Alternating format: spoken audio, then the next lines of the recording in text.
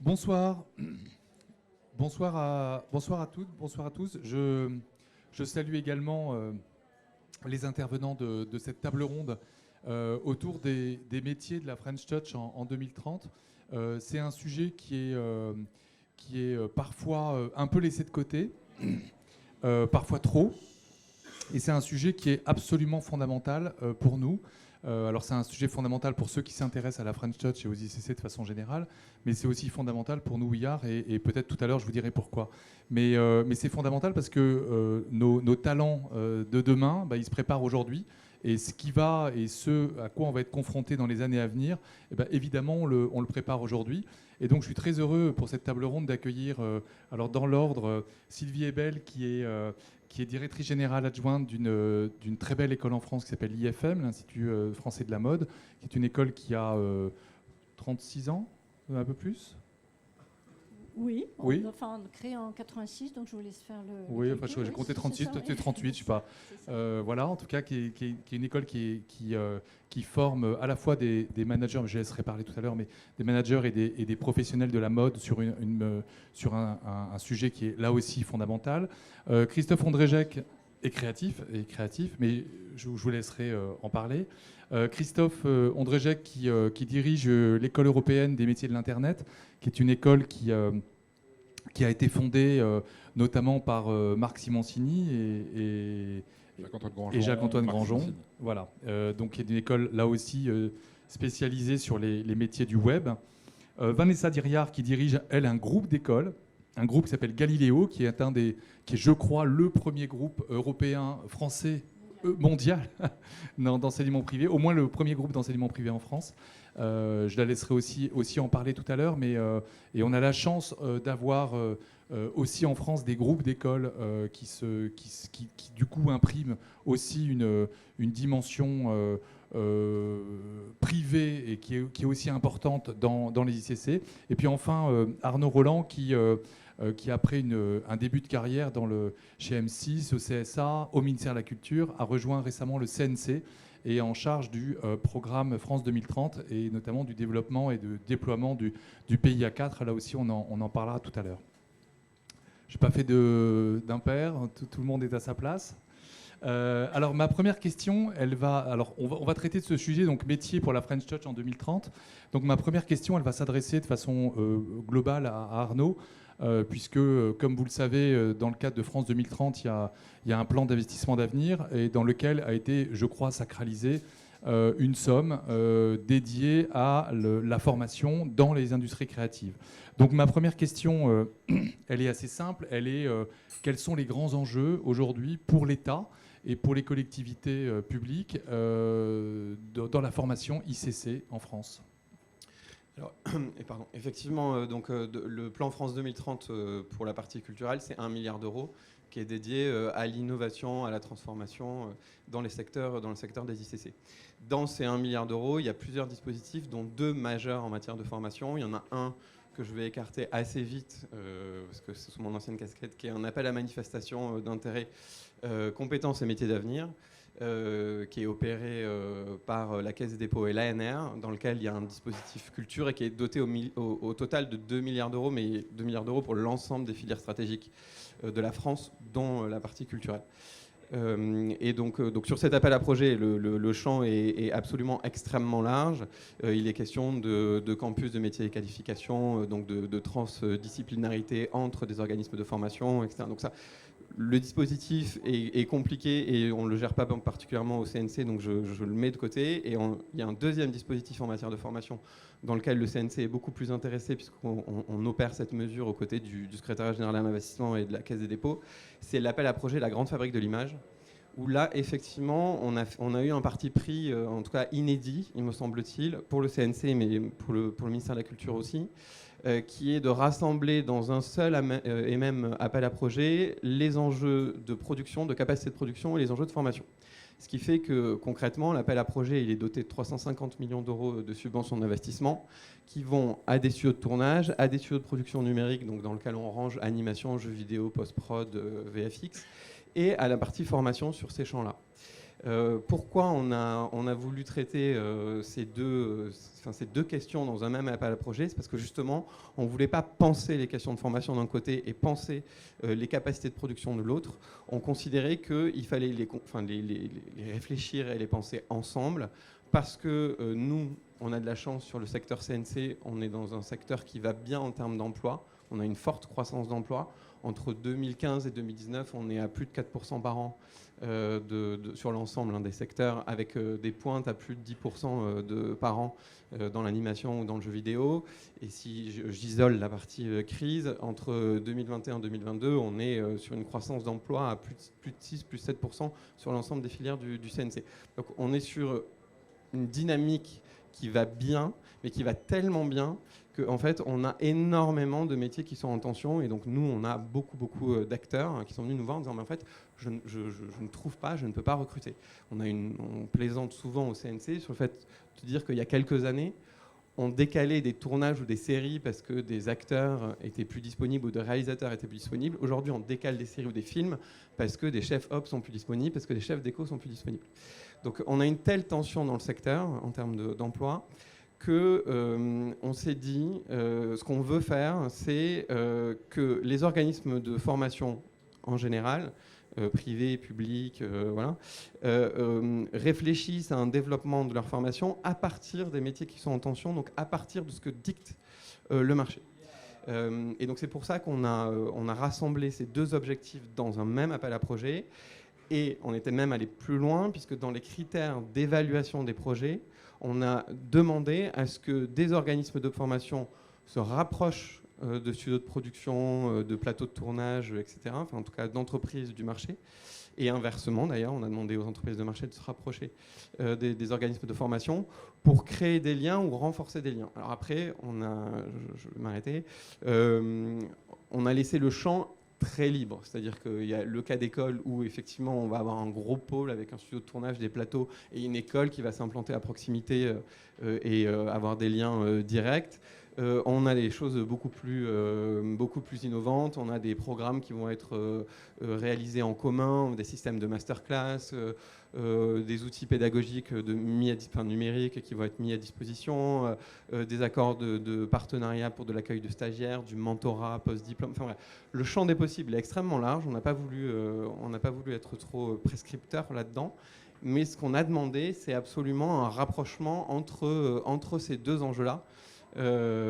Pour faciliter ce dialogue et pour accélérer la remontée, puisqu'on parle de métiers en 2030, donc de métiers en transformation, pour accélérer l'identification des besoins et la remontée de ces besoins auprès des organismes de formation. D'accord. Vanessa, toi qui diriges un groupe, là aussi avec plusieurs écoles, donc beaucoup d'écoles dans la création, je crois qu'il y a Strat, Atelier de Sèvres, Cours Florent, Penningen, et également des écoles de management. C'est quoi les grands enjeux d'un groupe comme le tien et quelle est ta vision de développement pour les 6 années à venir pour atteindre 2030 ? Les enjeux sont nombreux. Ce qu'on veut faire, c'est redonner au territoire français sa souveraineté en répondant aux besoins des entreprises. Donc redonner sa souveraineté au territoire français, c'est répondre aux besoins en compétences. Alors, de façon très, très générique, il peut manquer des soudeurs, il peut manquer des aides-soignants, et nous, on regarde ce type de métier. Et puis, si je fais un prisme là sur les ICC qui nous regardent, c'est comment on répond bien aux sujets et les métiers en tension. Là où je rebondirais sur ce que vous dites, c'est que, et excusez-moi peut-être de la façon dont je vais présenter les choses, ça se saurait si vous êtes formé pour répondre aux besoins. En fait, le sujet, c'est que c'est pas la formation, ça se saurait. J'aurais pas un problème de 60 000 aides-soignants s'il suffisait de former des aides-soignants. J'aurais pas un problème de 50 000 soudeurs s'il suffisait de former des soudeurs. Et pareil pour les chefs op. En fait, le sujet, il est plus large. C'est au sourcing de l'étudiant qui se trouve le sujet. Parce qu'après, les capacités de formation, il suffit de le décider. Facile. Enfin, pas compliqué. Non, compliqué, c'est d'accéder à assez de jeunes qui veulent être chef-op, qui veulent... Donc il faut faire connaître ces métiers-là. Il faut travailler l'inclusivité, la diversité. Il faut sortir de notre élitisme. Il faut donner accès à la culture et à ces métiers-là à toute une population qui ne se sent pas j'aurai jamais les réseaux, c'est pas pour moi. Il y a un autodéterminisme social énorme en France et encore plus sur les sujets des ICC. Et quand on crosse avec le numérique, alors en plus là, il y a tous les enjeux de parité homme-femme. Donc, trouver des projets et monter des écoles et former, modulo le problème de sourcing des professeurs compétents pour le faire, parce qu'eux-mêmes sont en train finalement de produire, de fabriquer ces séries et ces éléments. C'est pas la partie compliquée de l'histoire. La partie compliquée de l'histoire, c'est nous ouvrir, c'est l'inclusion, c'est la diversité, c'est financer les études de ces jeunes-là qui ne sont pas issus de ces milieux, qui peuvent facilement le faire. Donc, quelles sont les voies de financement de la professionnalisation? Comment on les accompagne? On finance leur vie? Quel est le système de bourse? Est-ce que c'est un système d'apprentissage?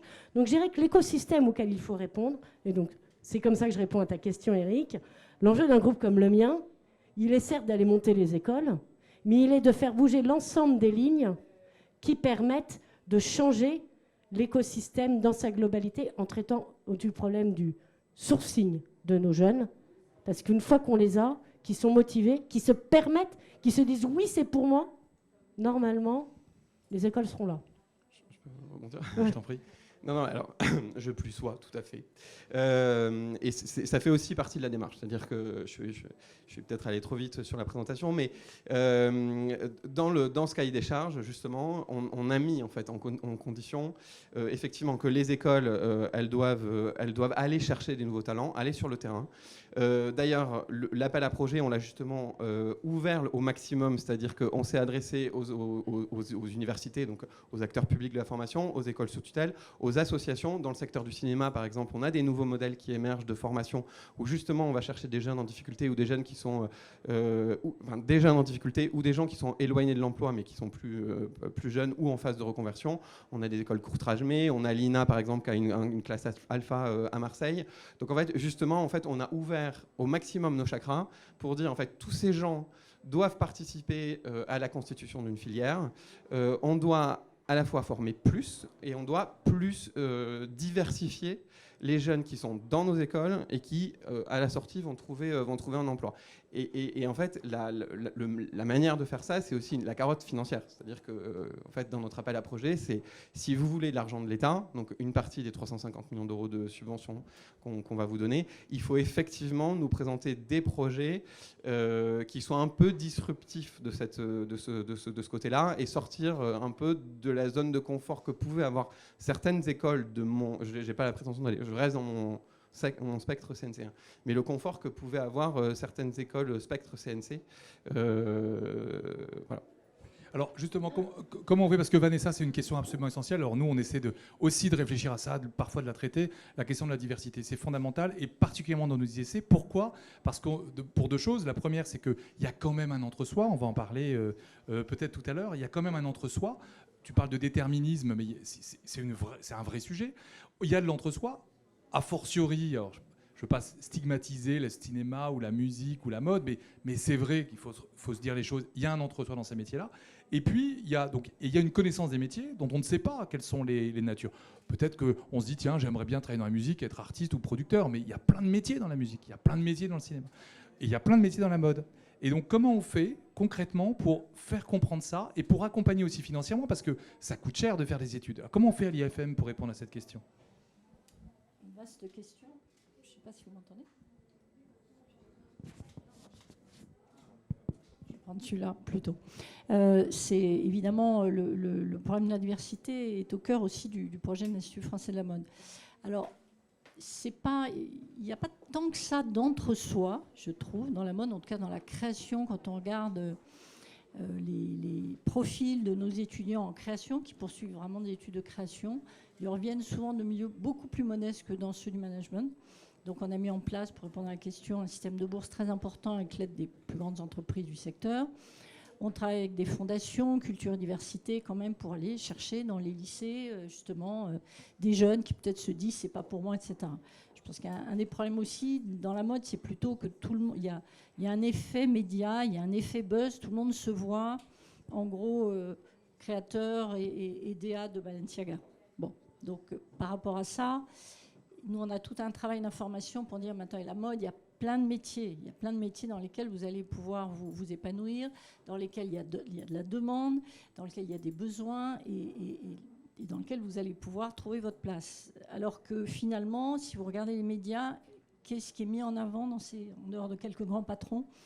C'est le tout petit, l'ultra pointe de la pyramide. Donc nous, la mode, il faut qu'on lutte contre ça, parce que sinon, c'est presque trop aspirationnel, vous voyez, c'est presque le contraire. Hein. Donc, il faut dire, attendez, ok, mais je prends un exemple très simple. On a un master en création avec différentes filières, accessoires, vêtements, etc. 80% des candidats vont vers le vêtement. Pourquoi? Parce que c'est l'image, toujours pareil, l'EDA qui va produire les collections de tapis rouges qu'on va retrouver à la télévision. 80% du chiffre d'affaires d'une entreprise, c'est le sac, les chaussures, enfin, vous êtes tout pareil. Donc, et là, très peu de candidats. Donc, c'est tout ce travail d'essayer d'ouvrir. Et puis après, on a 30% d'apprentis, on a, plus les bourses, on a 2/3 de nos étudiants qui ne payent pas les frais de scolarité, ou en totalité, ou pas complètement. Christophe, de ton point de vue, sur cette question de la diversité dans ces métiers, notamment qui sont, comme on le sait, en tension? Il y a un gros problème de représentativité. Ça, je reprends, on va dire, mes différents collègues. Les études sont genrées, malheureusement encore à l'heure actuelle. Il faut les décloisonner. Il faut réussir à avoir vraiment une mixité, que ce soit homme, femme, ce qu'on veut, hein, j'ai envie de dire.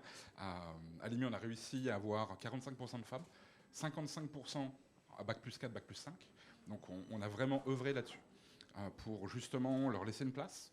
C'est des milieux qui sont à la base très masculins, où c'est très compliqué de réussir justement à avoir une parité. Autre problème auquel on est régulièrement confronté, moi j'ai des étudiants qui sont voilés. Voilà. J'en ai 3 à l'école. Sur les salons, quand on fait les salons étudiants, j'en ai une, Wafa d'ailleurs, que je salue au passage, qui est adorable, qui a voulu venir sur les salons. Elle a adoré l'école parce qu'on lui a laissé porter un petit foulard sur la tête pour pouvoir pratiquer sa religion. Et du coup, apparemment, on est la seule école sur Paris qui acceptons les étudiants voilés dans le digital. Dans apparemment toutes les autres écoles, ils n'en veulent pas, ils disent qu'il faut le retirer. Donc je trouve que c'est dommage dans le sens où on parle d'inclusion, il faut aller dans ce sens, mais malheureusement il y a peu d'acteurs. Alors je ne pense pas qu'on soit la seule, hein. Je dis ce que disent les étudiants, mais il y a encore trop peu d'écoles qui font l'effort d'avoir justement cette représentativité, hommes, femmes, que toutes les religions puissent aussi être présentes, et surtout de s'adapter aux nouveaux jeunes, dans le sens où... on parle de la génération X, Y, Z, les millennials. La nouvelle génération, elle casse complètement les codes. Et donc, de ce côté-là, les écoles doivent se réinventer, doivent les amener à être professionnels dans l'écosystème qui existe, qui ne les a pas attendus qu'à ces codes. Mais il faut réussir à faire un pas de chaque côté. Et donc, c'est aussi tout le travail, c'est de réussir à les rendre opérationnels en entreprise. Et ça, c'est de plus en plus compliqué sur des métiers qui sont en devenir, qui n'existent pas forcément encore à l'heure actuelle. Hein. Dans d'autres conférences tout à l'heure, j'entendais, il y a plus de une centaine de métiers qui vont arriver encore juste dans les ICC avec la métamorphose numérique et le développement durable. Donc, comment les préparer à ces nouveaux métiers qui n'existent pas encore en croisant. Alors, l'innovation pour l'innovation, ça fait quelques années qu'on en a plus. C'est plutôt de... je prends une idée d'un côté, je prends une idée de l'autre, je l'associe, et ça fait quelque chose de nouveau, on a fait de l'innovation. Ben, comment on va les adapter à ça? Comment on va les préparer à ces nouveaux enjeux? Vanessa, je te sens vouloir intervenir. Non, mais si tu me laisses vouloir intervenir. Non, je voulais juste impacter le sujet de l'inclusion et de la diversité. Là où je suis complètement d'accord, c'est que si on est sur la pointe de la pyramide, il y a de la diversité, on va chercher les talents, il y a toutes les assos qu'il faut pour aller sourcer le futur créateur de demain. Ça, le sujet de nos industries, c'est le technicien de cette entreprise, de cette industrie-là. Aujourd'hui, dans ce qui bloque, dans les montages, c'est vraiment, et dans la mode pareil. en tout cas, ce que nous demandent certains de nos partenaires entreprises, c'est qu'eux, ils ont encore des sujets sur certains métiers plus bas dans la chaîne, ou plus bas, je ne sais pas si c'est une histoire de haut et de bas. Donc le seul point que je voulais faire, mais c'est juste dire, sur la pointe, il y a tout ce qu'il faut. Je pense qu'un des gros enjeux, c'est sur la masse, c'est justement d'aller résoudre ce sujet de connaissance, de financement et d'antidéterminisme. Mais c'est sur la masse que mon sujet a été plus positionné. Ça, je pense qu'il est hyper important. Et sur le sujet des métiers de demain, on est tous d'accord. Hein, on ne sait pas de toute façon ce que vont être les métiers dans 6 mois. Donc on peut faire tout plein de formations qui font abracadabra pour les former. De toute façon, le métier 18 mois plus tard, ou même pas un an plus tard, ne sera pas le même. Donc nous, notre seul enjeu dans ces métiers-là, c'est de leur apprendre à apprendre.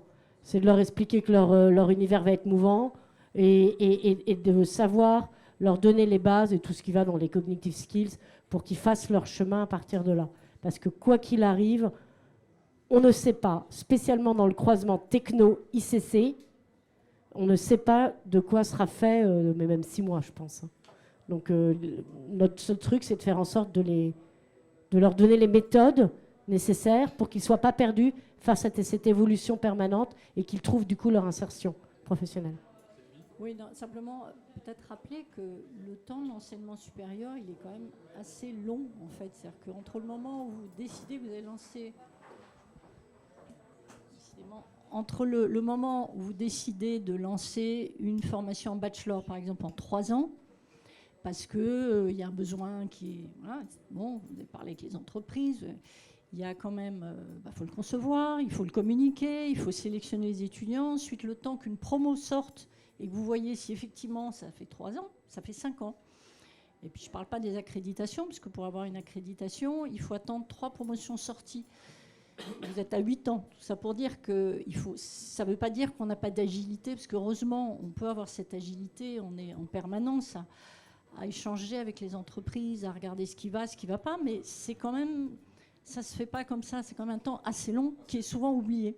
Alors c'est une belle transition. D'ailleurs, je vais interroger Arnaud là-dessus. Mais comment l'État, comment les politiques publiques se mettent en marche pour répondre à cette exigence de transformation rapide? Parce que finalement, on creuse un peu le sujet, nous, de notre côté, parce qu'on a un petit projet d'école derrière Ouillard, mais on voit bien que le temps pour avoir des accréditations, RNCP, etc., tout ça, ça prend un temps très long, et on voit bien qu'il y a une urgence à former.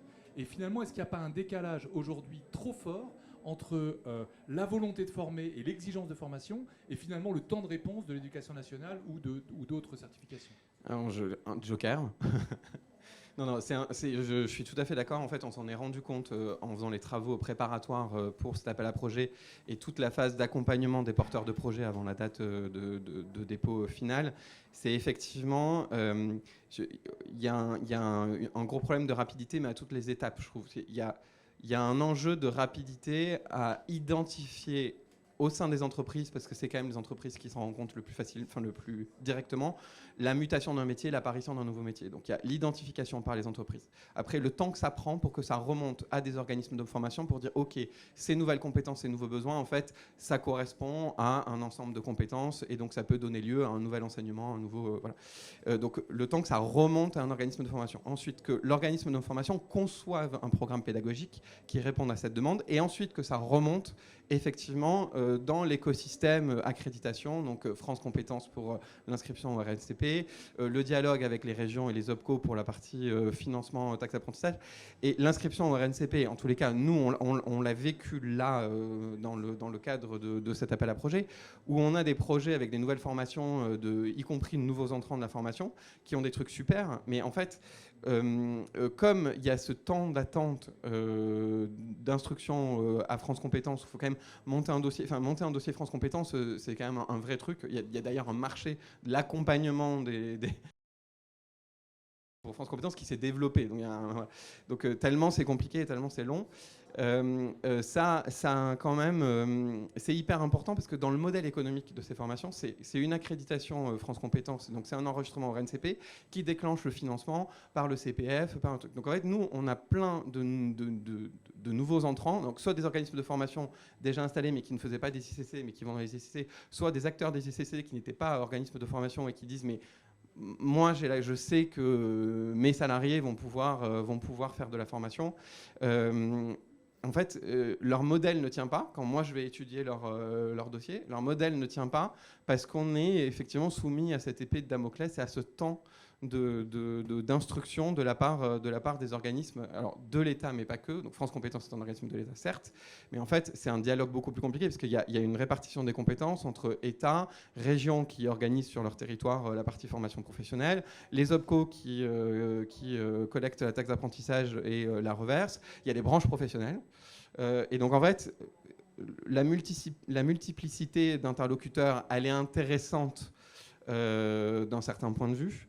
Que les process soient longs pour une inscription au RNCP, pour certaines raisons, ça s'entend évidemment que c'est bien qu'il y ait quand même un process qui soit un peu cadré pour que n'importe quel gus qui se réveille un matin dise en fait moi je veux faire une formation en IA, c'est bon, et je peux être financé par le CPF. Donc c'est des raisons que je comprends, mais c'est vrai qu'il y a un enjeu collectif. Le CNC est assez nouveau là-dessus, hein, donc moi je jette la pierre à personne, mais il y a un enjeu collectif, État, collectivité, OPCO, branche professionnelle, pour accélérer ces processus, parce que effectivement, entre le moment, et on l'a vécu là vraiment récemment, y compris vraiment dans des entreprises de jeux vidéo d'anime où la dimension tech est quand même très importante, comme vous le disiez, entre le moment où le besoin apparaît, a été identifié par l'entreprise, et en fait où on a une certification France Compétences qui sort avec en fait la compétence a déjà changé. Enfin, je veux dire, le métier a déjà changé. Oui, voilà. ou alors on s'est déjà fait piquer des compétences qui vont partir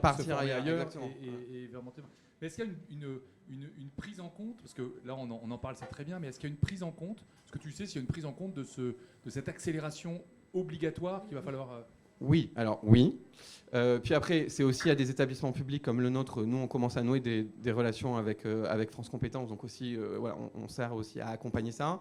Par des appels à projets comme celui que le CNC a piloté, de toute façon, comme on met en lien, et on a forcé un peu ces liens-là, on a tout de suite fait remonter ces enjeux à France Compétences en disant attention, on a un appel à projet, on va avoir des financements étatiques, regardez dans des délais serrés, avec bienveillance ces projets qui vont remonter, puisqu'il y a déjà en plus, ils passent par un premier filtre étatique qui est le CNC. Donc voilà, on ne fait pas n'importe quoi. Christophe ? Oui, pour rebondir aussi par rapport à ça. Il y a des appels à contribution aussi qui ont été lancés par France Compétences qui permettent de raccourcir ces délais, justement sur les métiers en tension ou en évolution, à forte tension. Ça permet de ne pas forcément avoir besoin d'attendre 2 années de cohorte de diplômés pour pouvoir faire un dépôt de titre et d'avoir, on va dire, une reconnaissance. Maintenant, l'autre problématique qui y a, le revers de la médaille, c'est que les personnes qui sont, on va dire, dans le cercle des décideurs à France Compétences, est-ce qu'ils ont forcément toutes ces compétences pour justement valider de la véracité d'une formation et donc dire, par exemple, demain j'ai un nouveau diplôme en IA, pour reprendre, on va dire, ce qui a été proposé. Est-ce qu'il y a les compétences autour de la table à France Compétences pour garantir que cette formation est plus crédible qu'une autre ? Ça, c'est pour moi un facteur important. Et je pense que de ce côté-là, il faudrait aussi densifier la représentativité chez France Compétences pour accélérer cette transition et répondre aux besoins des nouveaux entrants. Oui, en fait, quand tu me posais la question, mais toi, Vanessa, pas en tant qu'école, donc somme de nos 60 écoles, mais bien en tant que groupe, quels sont tes enjeux ? Un de mes enjeux majeurs, c'est ces relations avec France Compétences, les OPCO, les branches. Et France Compétences a été un mal nécessaire à la professionnalisation des secteurs. Ça a fait lever le niveau de jeu. Ça empêche qu'il y ait des loufiadous qui fassent n'importe quoi sur un sujet aussi fondateur que la formation. Maintenant, le système AC bémol, on vient d'en parler. Nous, on fait partie de beaucoup de groupes de réflexion avec tous ces secteurs-là pour améliorer les choses. Donc, à la question, est-ce que l'État en a conscience ? Oui. Est-ce que c'est en cours de réforme ? Oui. Est-ce qu'il existe des moyens pour aller plus vite ? Bien sûr, les métiers en tension, les listes Kepler, etc.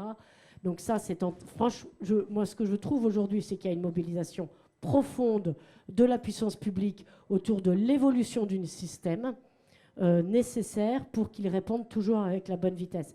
On se rappelle que la loi à venir, parce que derrière tout ça, c'est l'apprentissage, le CPF. Donc on en revient l'accès à l'éducation pour tous, enfin tout ce qu'on disait tout à l'heure. Donc je pense qu'ils en sont très conscients, qu'il y a beaucoup de réformes en cours, que c'est encore en train de bouger, et que comme l'apprentissage, qui est dépendant de tous ces titres, reste une priorité majeure du gouvernement, il y a la mobilisation des cabinets autour du sujet. Ça je le sais. Oui, non, mais ça, Ça bouge très vite. Moi, opérateur de l'État, je le sais aussi. Après, effectivement, sur ces listes, je donne l'exemple des 28, de la liste prioritaire où justement ils ont une procédure accélérée. Celle qui est sortie cette année sur les métiers en émergence, il y a animateur e-sport. Bon, on n'est plus vraiment, le Stade de France c'est équipé pour accompagner des compétitions d'e-sport. On est à 300 millions de personnes qui regardent des compétitions d'e-sport. Il y a eu une manifestation à l'Élysée il y a un mois. On n'est plus vraiment, en 2022, on n'est plus vraiment sur un métier en émergence. Donc je pense qu'on a encore de la marge de manœuvre à trouver, mais collectivement, sur encore une accélération de ces processus, même si, encore une fois, c'est bien qu'il y ait des garde-fous, parce qu'effectivement, il ne faut pas que n'importe quoi émerge. Et par ailleurs, il ne faut pas que n'importe quoi émerge, et il ne faut pas non plus être soumis à des effets de mode, c'est-à-dire à se précipiter, effectivement, dès qu'il y a le moindre truc, voilà, pour créer et diffuser des formations qui vont mourir d'elles-mêmes. Il y a un équilibre à trouver. Je pense qu'il y a encore, en tous les cas, sur les champs couverts par le CNC, je pense qu'on a encore un peu de marge de manœuvre en termes d'accélération de process. Je voudrais qu'on change de sujet et qu'on parle de... On a beaucoup parlé ce matin de transversalité, d'hybridation. Comment l'hybridation, elle se finalement concrétise dans la formation? En d'autres termes, est-ce que la façon dont on a envisagé la formation depuis des années, c'est-à-dire des formations plutôt verticales, des formations métiers, où on apprenait à être ingénieur, où on apprenait à être commercial, où on apprenait, etc. Comment ces formations aujourd'hui, elles peuvent, et notamment dans les ICC, être empreintes de plus de transversalité? Et est-ce qu'il y a des choses concrètes qui sont... je sais qu'à l'IFM, il y a cette prise en compte finalement d'un manager qui évolue dans un environnement artistique et donc avec une formation associée. Alors, est-ce qu'à l'IFM, il y a ça et chez Galileo également? Oui, je dirais qu'à l'IFM, c'est intrinsèque au projet de départ. Le projet de départ, c'était Pierre Berger qui voulait former des managers qui comprennent les langages de la création. Donc en fait, on est resté sur cet ADN. L'école a beaucoup changé, elle a beaucoup grossi, on a fait des fusions, peu importe. Aujourd'hui, on a à peu près 1000 étudiants qui se répartissent entre savoir-faire, on a CAP, BP, donc on a aussi des métiers de techniciens, des créatifs, bachelor, master et des programmes de management.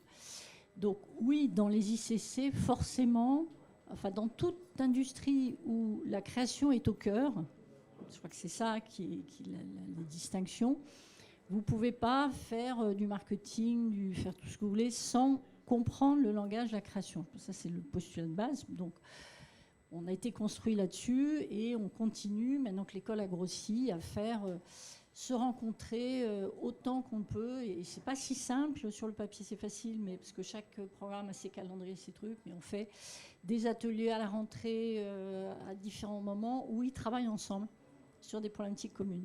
D'accord. Créatifs, managers, techniciens aussi, les trois, et toute la chaîne de valeur se rencontre.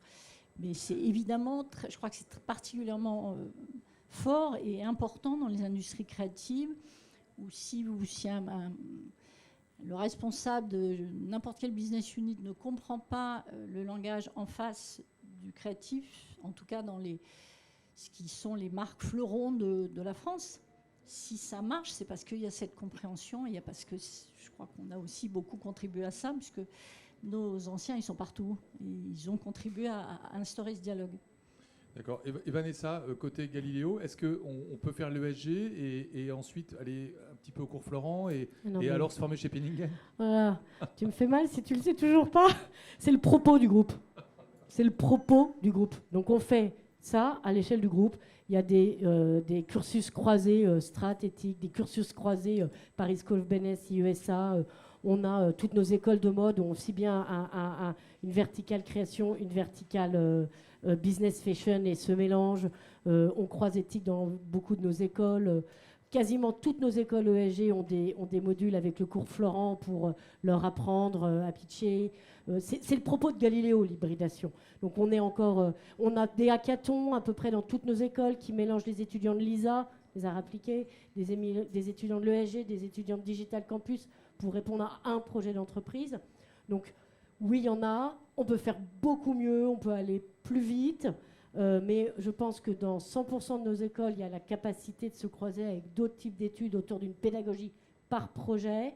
C'est la raison d'être de mon mandat, ça, et l'inclusivité, la diversité. Donc voilà, comme ça tu connaîtras mes passions. C'est la raison d'être de mon mandat à la tête de cette entreprise pour la France. Et c'est la conviction de Marc-François Mignon-Mahon, qui a été le fondateur, et qui dit souvent, qui prend un iPhone, qui dit cet objet n'existerait pas si un marketeur, un techos, un designer n'était pas capable de se parler et de travailler ensemble. Selon quoi il a raison, et c'est une des plus belles réussites. Donc oui, il y en a, on peut faire mieux. Et pour faire mieux, on a encore besoin des entreprises, de leur cas concret, parce que nous, on construit la pédago autour de ces sujets-là, avec toutes les complexités que vous avez données, effectivement. Mais je pense qu'à peu près 100% de nos écoles ont des cursus hybridés avec les autres écoles. France et intra-France, et France et international, puisqu'on a pas mal d'écoles maintenant à l'international aussi. Et c'est le futur. Enfin, nous, c'est notre conviction profonde, mais on a l'air assez alignés sur le sujet. Tout à fait. Alors, moi, j'ai un point de vue qui est légèrement... Enfin, j'ai les mêmes conclusions, hein, mais je ne suis pas un organisme de formation. Moi, je suis content de souligner ce qu'on constate. Effectivement, je suis d'accord. C'est même deux formes de décloisonnement, je dirais. Parce que nous, on a constaté en fait une espèce dans l'évolution des métiers, encore une fois, si on se raccroche à ce truc-là, il y a une forme d'injonction contradictoire dans les métiers suivis par le CNC, notamment animation, jeux vidéo. C'est qu'il y a, en raison de la forte composante technologique et des cycles d'innovation toujours plus courts, on demande aux salariés d'avoir un niveau de connaissance technique toujours plus important, de maîtriser des outils toujours plus sophistiqués. Ce qui caricature, il y a vraiment une demande d'hyper-technicité. Et en même temps, effectivement, on demande un décloisonnement entre les différentes fonctions, c'est-à-dire les fonctions créatives, les fonctions technologiques et les fonctions de marketing ou de fonctions support. Donc en fait, c'est un double décloisonnement. Je prends un exemple chez nous, la réalité virtuelle, on fait pas une belle œuvre en réalité virtuelle, il faut des compétences en programmation informatique, en mathématiques, mais en optique, en matière de son, de technologie du son. Jean-Michel Jarre était là, il peut parler des heures, et on a eu des heures de discussion avec lui sur la manière dont il a conçu son dernier album.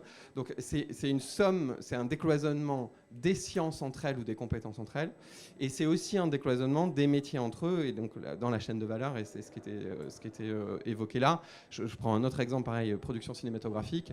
Aujourd'hui, il est admis dans le paysage du cinéma français que les effets visuels ne sont pas réservés qu'aux blockbusters américains et aux films de grand divertissement, mais qu'aujourd'hui, il y a des œuvres d'auteurs qui existent à fort effet visuel. Je pense à Carax, je pense à Ducournau, je pense même les films de Dupontel sont tournés en studio avec des forts effets visuels. Et donc aujourd'hui, on a les réalisateurs, les créateurs qui commencent à se dire ah oui, effectivement, les effets visuels, je ne dois pas nécessairement les traiter entièrement en post-prod, c'est-à-dire moi, je ne fais pas mon œuvre, je n'écris pas mon film de mon côté et on verra ensuite la partie technique. C'est aujourd'hui, on a vraiment des réflexions où on implique la partie technique, technologique des effets visuels dès le stade de l'écriture, de la conception du projet et de la réalisation. Et on a une œuvre finale qui est déjà mieux pensée, plus belle, où les effets visuels ne sont pas collés dessus. Et en plus, ça prend moins de temps et ça coûte moins cher. Donc pour moi, il y a deux décloisonnements à faire. Il y a un décloisonnement entre les disciplines et un décloisonnement entre les métiers. D'accord. Je voudrais, avant de se quitter, qu'on aborde un dernier sujet qui est au moins aussi important que la formation initiale, qui est la formation professionnelle. Et dans les essais, là aussi, on voit bien que, alors si je prends mon cas personnel, pour illustrer un peu le propos, je ne suis pas retourné sur les bancs de l'école depuis quelques dizaines d'années. Ça ne m'empêche pas de travailler, mais de temps en temps, il faut vraiment beaucoup de curiosité pour se former soi-même. Comment on aborde ça, ce sujet de la formation professionnelle, c'est la formation tout au long de la vie. Comment est-ce que demain, on peut être diplômé de l'IFM et finalement, tous les ans, ou tous les 2 ans, ou tous les 3 ans, revenir à l'IFM pour continuer à valider son diplôme? On ne revient pas, enfin, le diplôme reste valable, oui, heureusement quand même, pour nos étudiants. Après, il y a beaucoup de moyens. Alors d'abord, on peut faire un executive MBA. Nous, on a un gros acteur de la formation continue, enfin, gros dans notre discipline, hein. Donc on a à peu près 3000 personnes, 3000 cadres qu'on forme chaque année. Donc on revoit tout le temps les anciens qui reviennent parce qu'ils sont salariés de telle et telle entreprise et ils reviennent nous voir. Après, on peut revenir parce qu'on a un projet de création d'entreprise. Donc on a un incubateur. Évidemment, on est ouvert à toute personne qui a déjà un parcours, qui veut se reconvertir et qui vient parce qu'il a un projet d'entreprise. Donc ça, je crois qu'aujourd'hui, il y a beaucoup de dispositifs qui permettent de se former tout au long de la vie, de revenir sur les bancs de l'école. Il y a vraiment un dispositif assez complet, si on en a la volonté, l'envie. Alors, il y a une réforme de la formation professionnelle. Sur le papier, c'est vrai qu'il n'y a plus une obligation de dépenser X% de sa masse salariale. Nous, on ne voit pas trop la différence puisque les entreprises, elles continuent, en tout cas dans notre secteur, à investir, à venir et à demander vraiment des choses d'ailleurs très très pointues pour que leurs salariés restent à niveau et même soient vraiment dans les dernières tendances de l'innovation. Donc pour nous, ça n'a pas posé de problème en tout cas. C'est une réalité. Christophe, c'est une réalité dans les métiers de l'Internet ? C'est différent, dans le sens où, pour devenir expert dans un langage, on va dire dans l'Internet, on dit qu'il faut 10 000 heures de pratique. Donc 10 000 heures de pratique, c'est quand même pas mal de temps à bosser sur un langage. Des langages, ça évolue tous les jours, il y en a des nouveaux. Ça évolue à un rythme effréné et c'est de pire en pire. C'est exponentiel, on va dire, au niveau de la rapidité maintenant. Et on est dans une culture au niveau du digital, du web, où on est beaucoup sur de l'auto-apprentissage. Donc les personnes, on leur donne les bases, on leur explique comment apprendre, décrypter les choses, et ensuite ils vont aller chercher. C'est des métiers où il y a de la veille en permanence. Et d'ailleurs, on le dit dès le démarrage aux jeunes, si vous n'êtes pas curieux, si vous n'avez pas envie d'apprendre toute votre vie, changez d'orientation, parce que vous êtes malheureux. Typiquement, il y a quelques années, peut-être vous vous en rappelez, vous aviez tous du flash dans les navigateurs. Ceux qui faisaient que du flash, maintenant ils font plus rien. Ça n'existe plus, c'est plus supporté. Donc il y a ce besoin de toujours remettre en question les acquis et toujours aller de l'avant et regarder les évolutions, les nouveaux choix techno en fonction de tel ou tel besoin.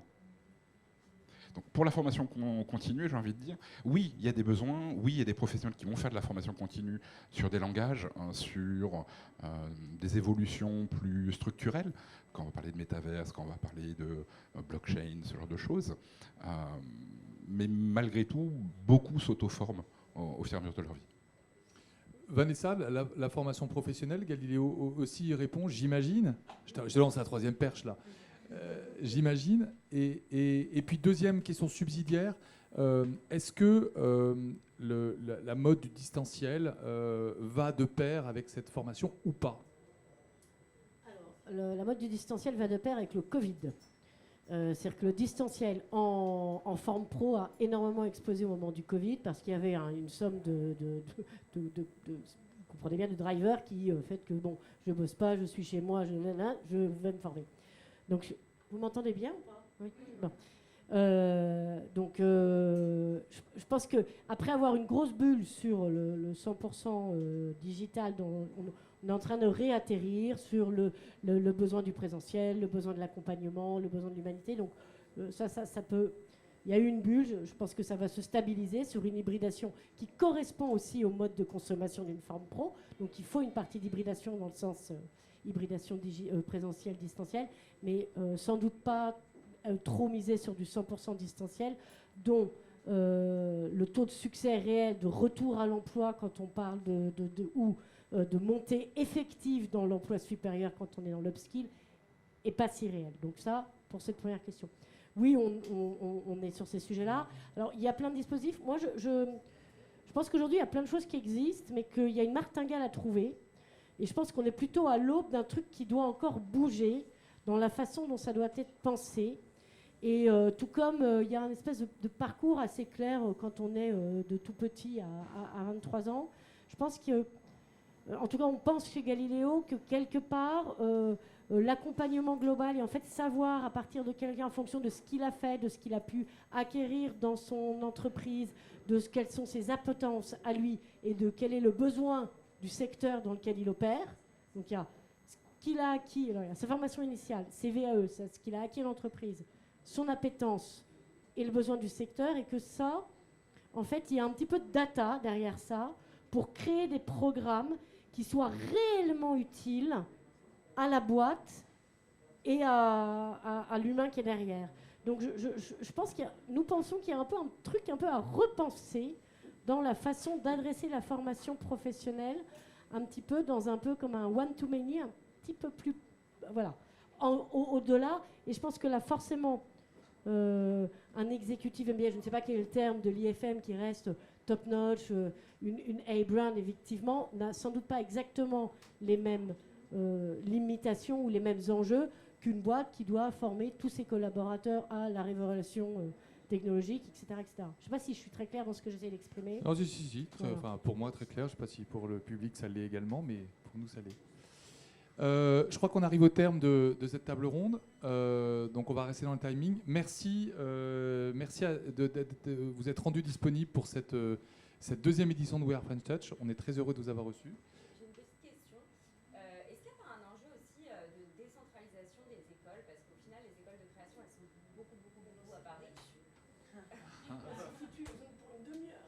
Alors, réponse rapide de Vanessa sur la décentralisation. Il y a un enjeu majeur. Et à nouveau, quand je me positionne en tant que groupe, quand tu me poses la question, je dis souvent que nous sommes le partenaire privé de référence dans l'aménagement du territoire autour des enjeux de formation supérieure, y compris et dans les ICC. Donc nous, on est en train de regarder comment toutes nos A-brands parisiennes, on est en train de descendre dans les territoires pour aller les ancrer plus profondément, parce qu'il y a beaucoup d'enjeux et de façons de penser différemment. Et donc, on est en train de recréer ces centres de formation d'excellence de façon beaucoup plus régionale sur, à nouveau, nos types de formation. Il y a un enjeu d'accès aussi, parce que ça veut dire payer l'école, plus payer le loyer. D'où le sujet majeur tout à l'heure pour Galiléo, quand on disait quels sont tes enjeux, c'est comment on finance, quels sont les enjeux d'apprentissage, les enjeux de bourse, enfin bon, tout ça. Mais, voilà. Non, juste là-dessus, c'est absolument d'accord. Après, pour nous, on a la mission très immodeste, mais réelle, de créer la meilleure école du monde. Alors évidemment, on a 60% d'étudiants étrangers dans les programmes de création en MA, en Master of Arts, qui est le haut où on a peut-être 10 étudiants en fashion design par majeur. 80% d'étrangers, on peut être qu'à Paris. Et si on veut attirer, notre mission, c'est d'attirer les talents du monde entier. Franchement, là, je ne vais pas les mettre à Grenoble, mais ce qui ne veut pas dire qu'il n'y a pas, c'est pas du tout pour paraître élitiste. Je pense qu'il y a deux, il faut faire les deux, et les deux sont réels. Mais c'est vrai que si on veut avoir les meilleurs talents et qu'ils soient à Paris, et on est dans la French Touch. En complément aussi là-dessus. Il y a différents types d'écoles. Il y a des écoles qui vont être dites CGE, conférence des grandes écoles, des écoles d'ingénieurs qui vont être CTI, des écoles RNCP, comme c'est majoritairement le cas, on va dire, pour Galiléo, qui a beaucoup d'écoles comme ça, et l'EMI, qui est une école RNCP. Les possibilités d'ouverture en province sont réglementées. C'est-à-dire qu'une école CGE, par exemple, n'a pas le droit d'aller ouvrir comme ça son programme qui est à Paris, dans une autre ville. Il faut qu'elle fasse des démarches, c'est long, c'est compliqué, ça lui demande d'avoir des doctorants, des chercheurs qui sont sur place. Et comment garantir qu'avec la loi à venir et puis Calliope, qui est le décret qualité, qu'on ait la même expérience à Paris, à Grenoble, à Lyon, à Bordeaux, où on veut, avec la même qualité.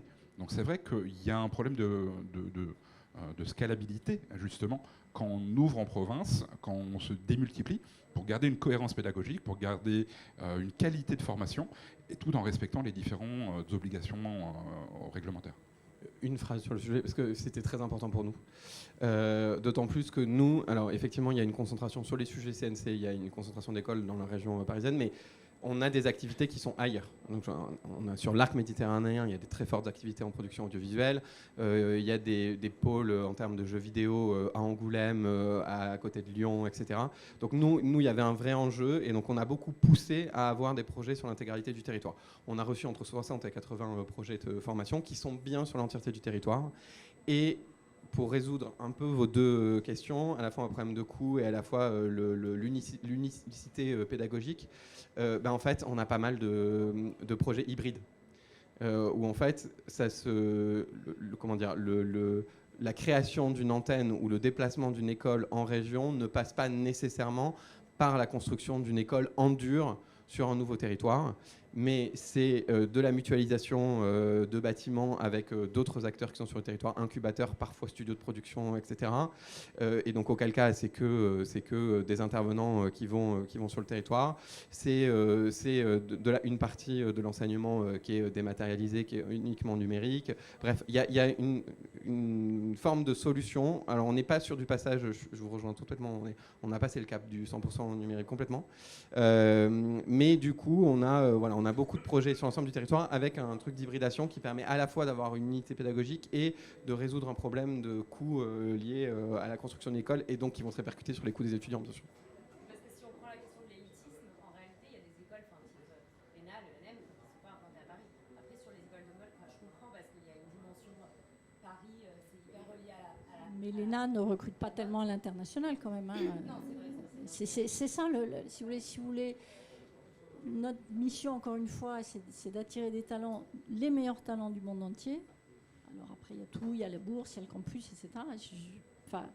Si vous vous dites à un étranger, vous allez aller à Tours, en mode en plus quand même, parce que c'est vraiment Paris, c'est comme il y a aussi toute l'inspiration qui va être là juste parce qu'ils vont se promener dans les rues, qu'ils vont aller voir les musées.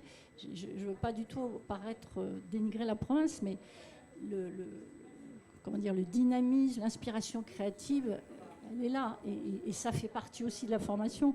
Pour un étranger qui vient chez nous, évidemment, il vient chercher ça aussi. Parce qu'on est dans la création pure. L'ENA n'a pas le même problème.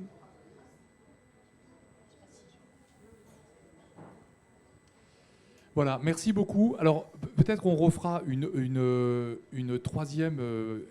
un troisième tour sur We Are French Touch 3. Et là, je vous réinviterai pour vous demander qu'est-ce que vous avez fait depuis un an.